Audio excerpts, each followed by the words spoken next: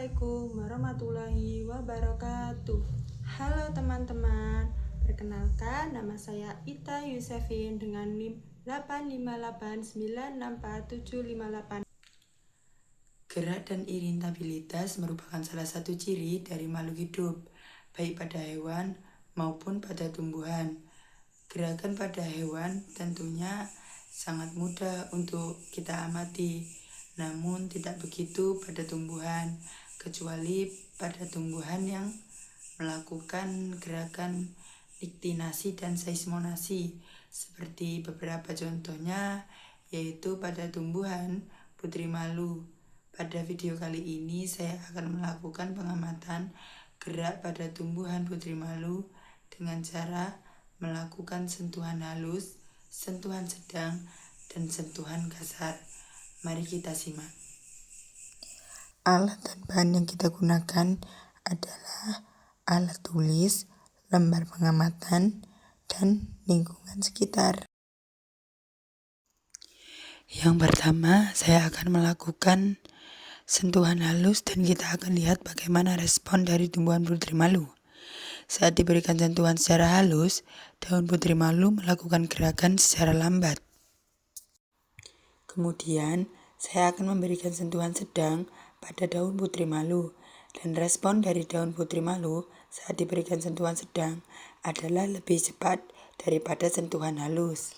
Berikutnya, saya akan memberikan sentuhan kasar pada daun putri malu.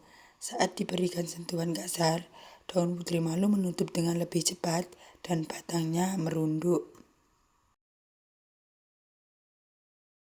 Berikutnya, kita akan mengamati gerak niktinasi pada tumbuhan putri malu. Di sini saya akan menggunakan kardus sebagai penutupnya. Ini berfungsi untuk memberikan rangsangan gelap pada tumbuhan putri malu. Kemudian kita tunggu selama kurang lebih 30 menit. Setelah kita menunggu selama 30 menit, kita akan mengamati apa yang terjadi pada tumbuhan putri malu yang sudah kita tutup selama 30 menit. Sebelum ditutup, daun putri malu dalam keadaan merekah, dan setelah ditutup selama 30 menit, ternyata daun putri malu melakukan gerakan niktinasi, yaitu gerakan yang terjadi sebagai respon terhadap rangsangan gelap atau perubahan siang dan malam seperti yang kita lihat tumbuhan putri malu menutup daunnya walau tanpa disentuh. Nah, inilah yang disebut dengan gerak niktinasi.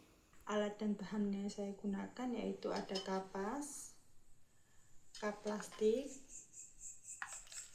kacang hijau, dan air secukupnya. Nah, langkah pertama yaitu masukkan kapas ke dalam kap plastik. Selanjutnya,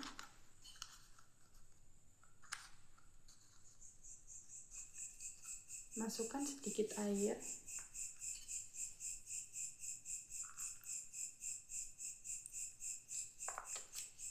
Setelah itu, masukkan beberapa biji kacang hijau ke dalam kap yang sudah terisi oleh kapas dan dibasahi oleh air.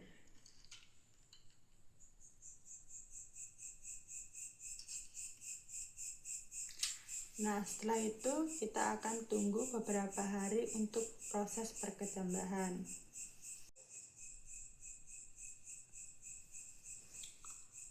Nah, setelah beberapa hari kita tunggu, ini kacang hijau yang kemarin kita tanam telah tumbuh. Sekarang kita akan mempraktekkan gerak geotropisme negatif. Langkah yang pertama yaitu kita berikan label pada tumbuhan. Nah, di sini saya beri label A. Sedangkan yang satunya saya beri label B.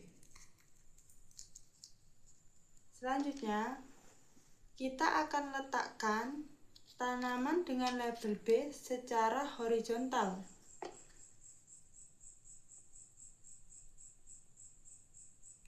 Sedangkan tanaman A kita letakkan secara vertikal. Nah, saya akan lihat setiap pagi, saya akan amati bagaimana perubahan tanaman yang diletakkan secara horizontal dan tanaman yang diletakkan secara vertikal. Nah, setelah menunggu selama 4 hari, tanaman yang saya letakkan secara vertikal dan horizontal sudah menunjukkan hasilnya. Ini menunjukkan gerakan geotropisme negatif. Tanaman yang saya letakkan secara horizontal, ia tumbuh menjauhi gravitasi bumi. Bisa kita lihat, dia tetap tumbuh ke atas menjauhi gravitasi bumi walaupun letak dia ditanam secara horizontal. Sedangkan yang ditanam secara vertikal, ia tetap tumbuh ke atas. Nah, inilah yang dinamakan dengan gerak geotropisme negatif pada tumbuhan.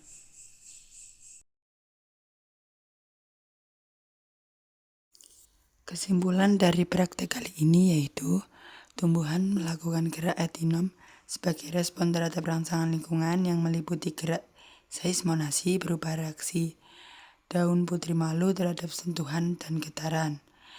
Gerakan niktinasi atau gerakan tidur yang dipengaruhi oleh kondisi gelap atau perubahan siang dan malam, serta gerakan geotropisme negatif di mana bagian tumbuhan tumbuh ke atas menjauhi gravitasi bumi.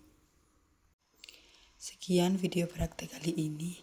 Sampai jumpa pada praktek selanjutnya. Assalamualaikum warahmatullahi wabarakatuh.